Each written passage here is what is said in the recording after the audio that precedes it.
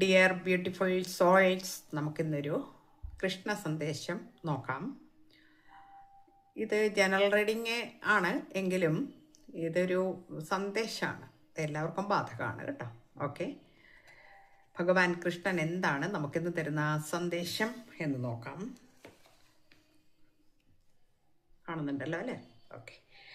കൃതജ്ഞത പ്രകാശോ യസ്തു ഹൃദയേ സർവദ എന്നാണ് പറയുന്നത്. എന്ന് വെച്ചാൽ നിങ്ങളുടെ ഹൃദയത്തിൽ എപ്പോഴും കൃതജ്ഞതയുടെ വെളിച്ചം ഉണ്ടാകട്ടെ, എപ്പോഴും നന്ദി പ്രകടിപ്പിക്കുക എന്നാണ്. അതായത് അംഗീകരിക്കുന്ന ഒരു ദൈനംദിന ശീലം നമ്മൾ വളർത്തിയെടുക്കേണ്ടതുണ്ട്. നിങ്ങളുടെ ജീവിതത്തിലെ അനുഗ്രഹങ്ങളെ എപ്പോഴും വിലമതിക്കുക എന്നാണ്. അതായത് നമുക്ക് എന്തെങ്കിലും അനുഗ്രഹങ്ങളൊക്കെ കിട്ടുകയാണെങ്കിൽ ആ സമയം മാത്രം നമ്മൾ പറഞ്ഞാൽ പോരാ, നമുക്കൊരു നന്ദി വേണം.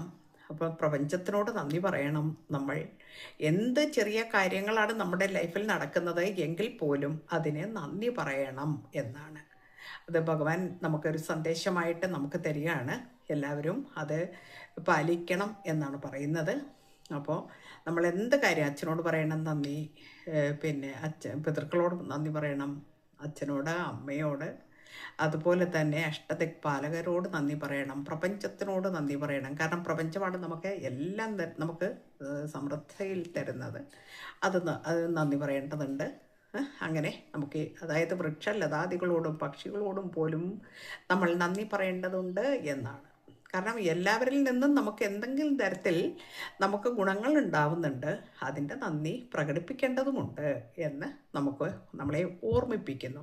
ഇന്നത്തെ സന്ദേശം ഇതാണ്. എല്ലാവർക്കും നല്ലത് വരട്ടെ. Thank you universe.